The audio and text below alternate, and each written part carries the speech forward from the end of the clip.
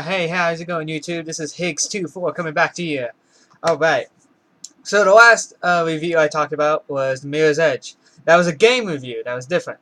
But we're back. So what are we going to talk about today? Today we are going to talk about Moribito. This is a different anime series. It's called Moribito, Guardian of the Spirit. So it sounds a little bit different, yeah. Now this one, the main character, well, you think, oh, it's going to be a guy this time, and it's going to be, he's going to be heroic and stuff. No, this is actually different. This is actually a chick. The main character in this story is a woman who is a fighter from another, well, it's like, kind of like back in the older time, so like more of the era style. So it's more of the dynasty style era. It is what it's in. So it's in Japan, China, somewhere around there. It's probably more along the line of China style. But it's in a dynasty style way. It's a woman, and she saves a young prince from dying. Apparently, they've been having frequent occurrences because they think he's been taken over by an evil spirit. And she saves him and is asked to come to the castle and stay that night. And basically, sorry, the prince's mother asks her if she will protect the child, and she says yes. And then the journey unfolds from there. He has to go in disguise. The prince does, basically. They can't be really known. After that, really, they meet some friends. She trains him to hide, try to make friends instead of being a rich, spoiled brat. Compared to her, she's like always been on her life, running, fighting, and stuff. And then she has somebody very close to. And then like she lost him. This is the character and stuff. So, bam. Now, if you're wondering who the female character is, her name is Balsa. I know, crazy name, right? What kind of name is that? But really cool. I really like the anime. Balsa. So it's different. The prince name is Chagum. So different. What I really liked about this one, about this anime, is that it had a different main character style to it. So instead of it was a guy, it's actually a woman. So, and then like it actually switched to reverse. So it's pretty different. When I first watched it, it was interesting, like how they made the story. Like that's what I really liked about it. It was like it did have flashbacks to where you go. It shows the past and like what happened about her, and then how Chagum and stuff, like how it happened to him. It's like basically there's some sort of spirit inside of him, and if it doesn't get out of him in like 7 days or something, he'll be eaten alive or something. Like something will come after and eat him.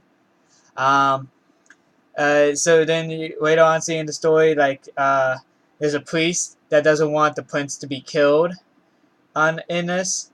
He has a brother. His brother is supposed to be the king after his father declares it, but then he dies suddenly. Really, you can't tell why he dies. Maybe I don't want to spoil it, so it's kind of like hard to pinpoint why he died, but we'll just say that. But just to be on a side note, the thing I thought was most lame about that was like how quickly they made his brother die.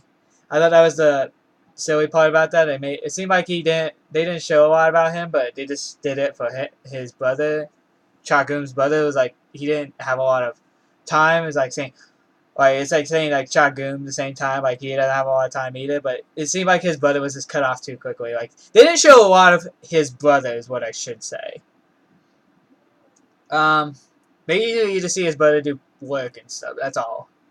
Everything else, like his father as the ruler, emperor, I think is what they call, and then trying to find the replacement for him before he dies, passes away, Uh, and then that's pretty much how the story goes on and folds it. Like at the end, it's always, oh, we saved it, we did it, oh my god.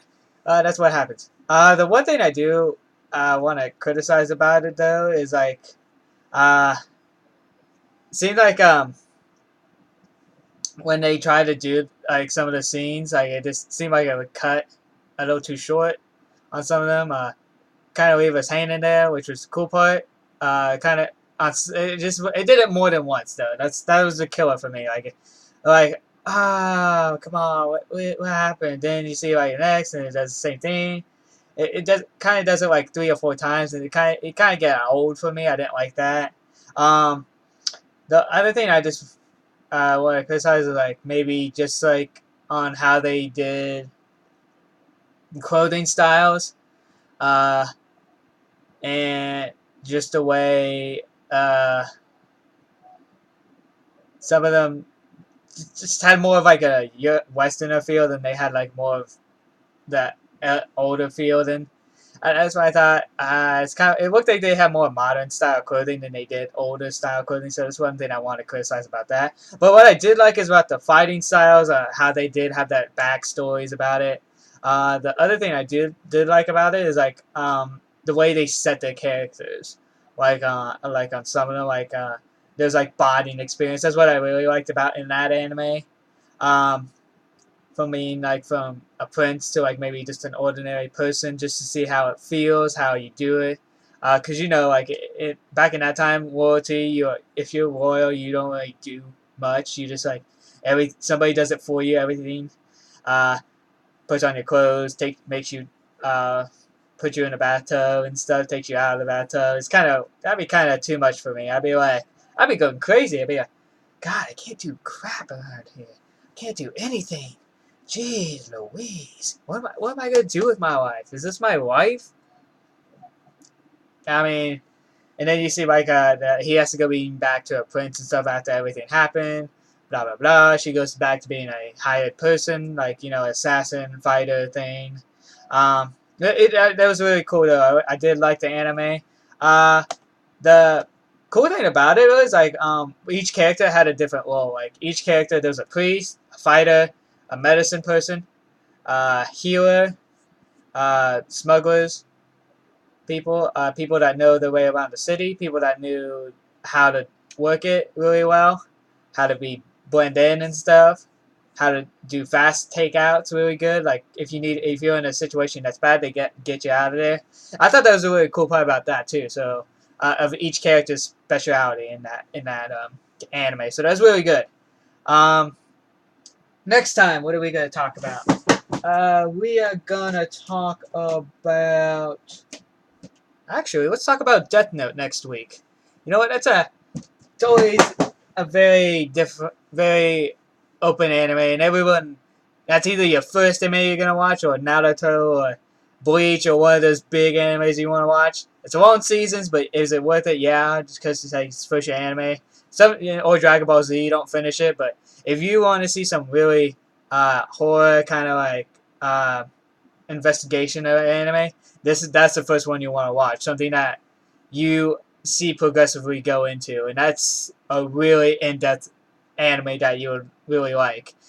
And then I'll also tell you about that they actually do have there was a live movie about it in Japan that they did, and that I got it for one of them. So there's like 3 movies about it. All right, and they're all from Japan. You do have to order them online, especially.